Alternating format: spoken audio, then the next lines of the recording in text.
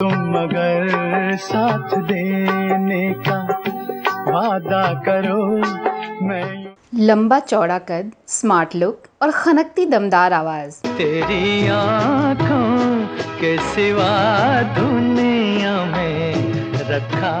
Romantic role हो, action या फिर कॉमेडी, हर किरदार में ढल जाने का हुनर।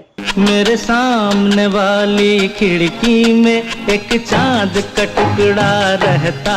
सुनहरे पर्दे पर डाकू के कई किरदार निभाने वाले ऐसे शख्स जिन्हें हिंदी फिल्म जगत के सबसे अदबदार और डाउन टू अर्थ शख्सियतों में शुमार किया जाता है। छोड़ो कल की बातें, कल की बात पुरानी, नए दौर में। लेकिन क्या आप जानते हैं कि बॉलीवुड के ऑल टाइम टॉप एक्टर्स में शुमार इस शख्स का बचपन काफ़ी मुश्किलों भरा रहा और अपनी मां को दिए एक वादे के कारण इन्होंने अपनी पहले फिल्म का ऑफर ठुकरा दिया था। सावन का महीना पवन करे शोर।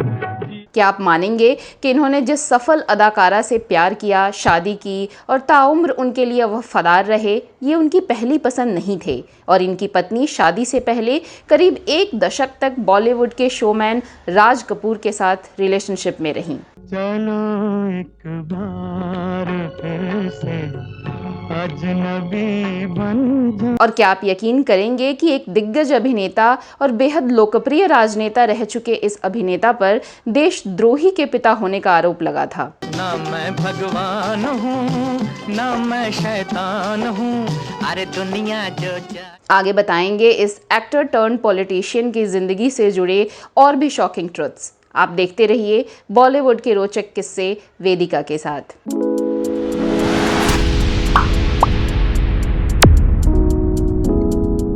न मुँह छुपा के जियो और न सर झुका के जियो। दोस्तों, आज हम जिस मशहूर अभिनेता की दास्तान लेकर आए हैं वो है 1960s और 70s के दशक के मशहूर अभिनेता सुनील दत्त।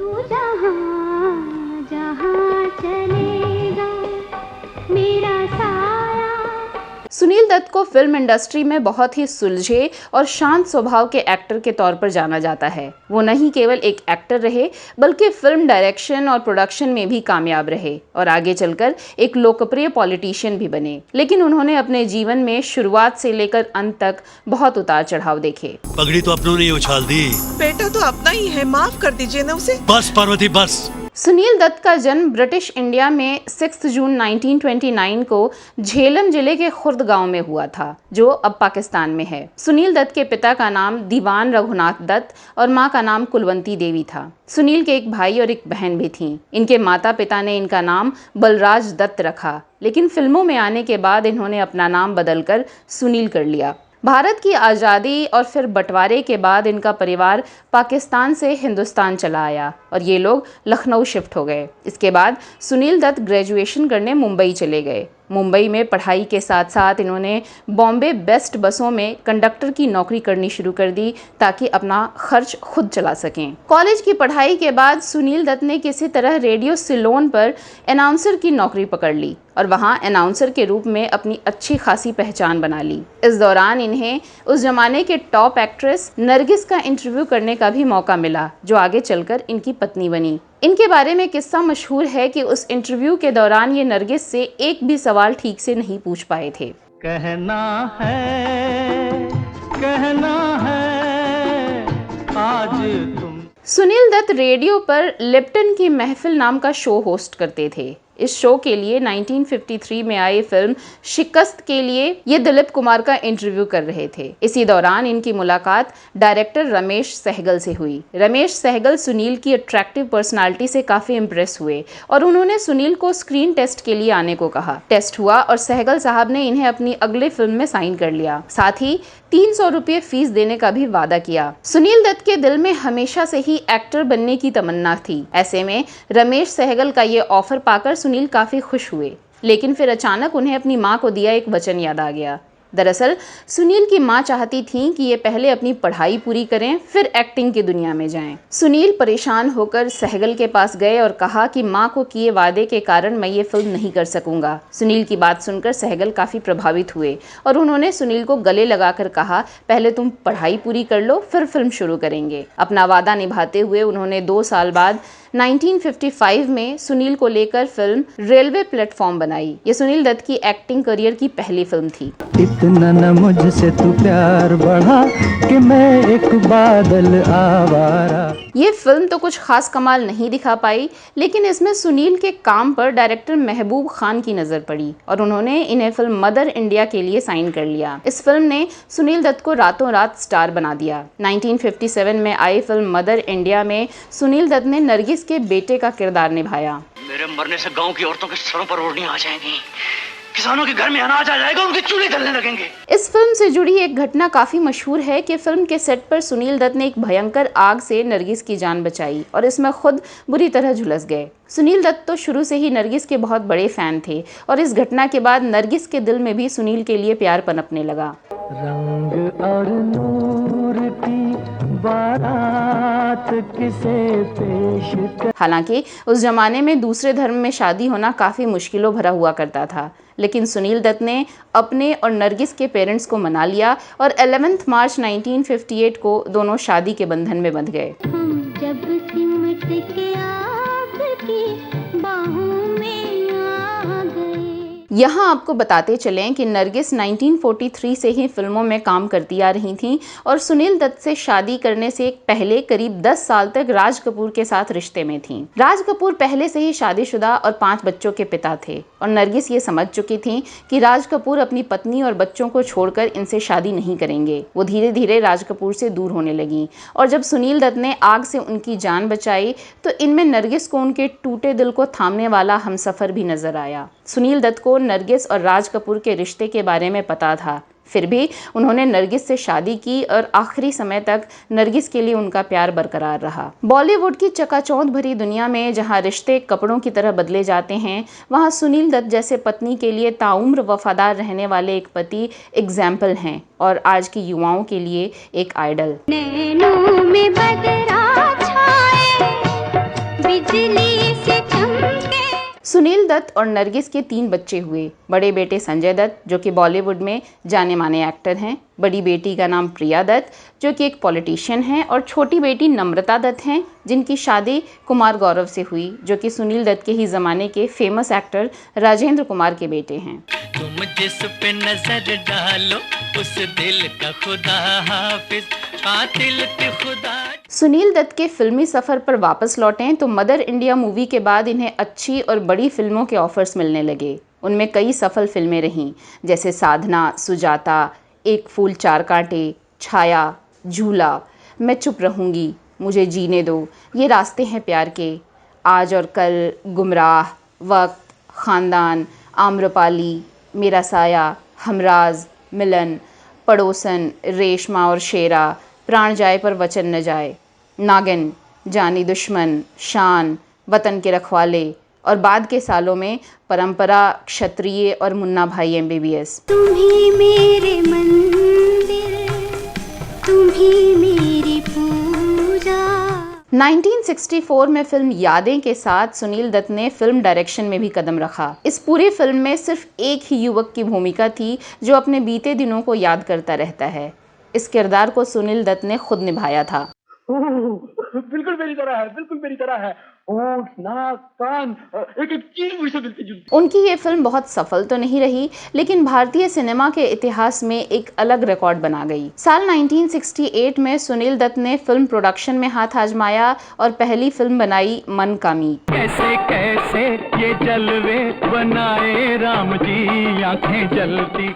इसमें उन्होंने अपने भाई सोम दत्त को हीरो का रोल दिया, तो साथ ही इस फिल्म से अभिनेता विनोद खन्ना को भी ब्रेक दिया। जहर गम का इलाज नहीं, शमा को हर हाल में सुबह होने तक जलना पड़ता है। सुनील दत्त ने विनोद खन्ना के अलावा फिल्म रेशमा और शेरा में अमिताभ को भी मौका दिया था।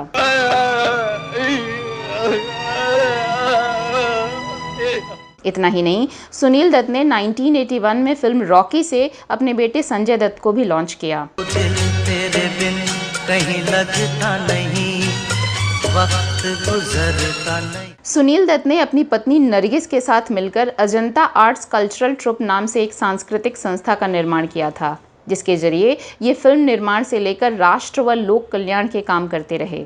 1981 में लिवर कैंसर से लड़ते लड़ते नरगिस ने दुनिया को अलविदा कह दिया। पत्नी की मौत से सुनील दत्त को बड़ा झटका लगा। उन्होंने पत्नी की याद में कैंसर के इलाज के लिए Nargis Dutt memorial cancer foundation की स्थापना की। तुम्हारा गोपी आ गया है गौरी, तुम्हारी हार नहीं, जीत हुई है, जीत हुई है। 1984 में सुनील दत्त ने राजनीतिक पारी शुरू की और कांग्रेस पार्टी से जुड़ गए। 1984 में ही वो मुंबई नॉर्थ वेस्ट से पहली बार लोकसभा के लिए सिलेक्ट किए गए थे।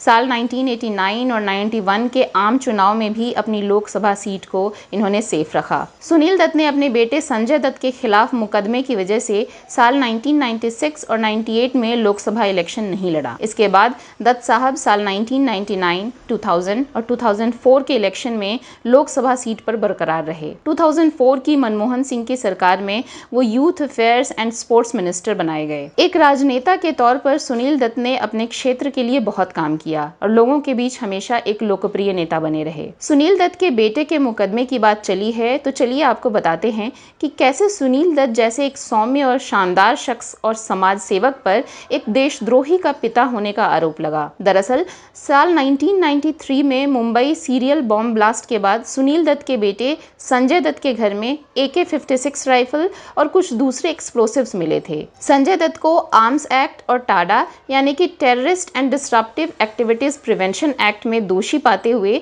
सुप्रीम कोर्ट ने सजा सुनाई और जेल भेज दिया। सुनील दत्त ने बेटे को बचाने के लिए बहुत हाथ पांव मारे और ये कहते हुए सिफारिश की कि संजय ने ये गन अपनी और अपने परिवार की सुरक्षा के लिए रखा था। इस मुद्दे पर सुनील दत्त को आम जनता का आक्रोश झेलना पड़ा और कुछ लोगों ने उन्हें देशद्रोही का पिता तक कह डाला। क्या कि बच्चों को महसूस नहीं होना चाहिए कि ये बड़े बड़े माँ बाप के बच्चे हैं। खैर, सुनील दत्त एक अच्छे और जिम्मेदार नागरिक और राजनेता होने के साथ साथ एक अच्छे पति और पिता भी थे और कुछ एक्सपर्ट्स मानते हैं कि शायद बेटे के प्रति उनके प्यार ने ही उसकी गलतियों को नज़रअंदाज कर उसकी सिफारिश करने पर सुनील को मजबूर किया। लेकिन ये सुनील दत्त की पत्नी नरगिस की विश्व प्रसिद्ध फिल्म मदर इंडिया की छवि से बिल्कुल उलट था, जिसमें गलत पाए जाने पर एक माँ ही अपने बेटे को गोली मार देती है। इस लिहाज से सुनील दत्त को एक अच्छा पिता कहना बेमानी ही होगी। खैर, ये असल जिंदगी है, फिल्मी रील से कोसों दूर, रियल लाइफ। मैं तुझे जान से मार डालूंगी। तू मुझे नहीं मार सकती, तू मेरी माँ है। बात अवार्ड्स और सम्मानों की करें तो सुनील दत्त को फिल्मों और समाज में योगदान के लिए कई अवार्ड्स मिले। 1964 में फिल्म मुझे जीने दो और 66 में फिल्म खानदान के लिए सुनील दत्त को फिल्म फेयर बेस्ट एक्टर का अवार्ड मिला। 1968 में सरकार ने इन्हें पद्मश्री से नवाजा। वहीं साल 1995 में इन्हें फिल्म फेयर के लाइफ टाइम अचीवमेंट अवार्ड से सम्मानित किया गया। 1982 में महाराष्ट्र सरकार ने इन्हें 1 साल के लिए मुंबई का शेरिफ नियुक्त किया, जो कि ऑनररी था। खैर तो तुम्हें होगी, अगर अपनी जान बचाना चाहते हो तो डाकुओं का अड्डा बता दो। साल 2003 में ये अपने बेटे संजय दत्त के साथ फिल्म मुन्ना भाई MBBS में आखिरी बार बड़े पर्दे पर नजर आए थे। ऑन स्क्रीन बाप बेटे की केमिस्ट्री को दर्शकों ने खूब पसंद किया था। डॉक्टर तो सिर्फ जान बचाते हैं, तूने तो लोगों को जीना सिखा दिया। 25 मई 2005 को मुंबई में पाले हिल बांद्रा स्थित बंगले पर हार्ट अटैक की वजह से सुनील दत्त का निधन हो गया और इसके साथ ही एक मजा हुआ कलाकार और एक योग्य राजनेता इस दुनिया को हमेशा के लिए अलविदा कह गया, जिसने जिंदगी भर अपने पार्टनर से वफा निभाई, सिनेमा से इश्क किया और परिवार के लिए समर्पित रहा। हम तुम युग युग से ये गीत मिलन। हिंदी सिनेमा में जब जब अदब, सलीके और शऊर की बात होगी तो सुनील दत्त का नाम सबसे पहले लिया जाएगा। ये आदमी सवाई होटल के कमरा नंबर 320 में ठहरा हुआ है और यही आदमी कातिल है। तो दोस्तों, आपको सुनील दत्त की कौन सी फिल्म अच्छी लगती है, कमेंट करके जरूर बताइएगा। बड़ी देर भई नंद लाला, तेरी राह तके ब्रिजबाल। आपको आज का हमारा ये शो कैसा लगा, कमेंट बॉक्स में ये भी लिखिएगा और आगे किसकी कहानी देखना चाहते हैं वो भी ज़रूर बताइएगा। तो चलिए, कुछ और नई जानकारियों और किस्से कहानियों के साथ अगले एपिसोड में आपसे होगी मुलाकात। फिलहाल अपनी होस्ट वेदिका को दीजिए इजाज़त। नमस्कार।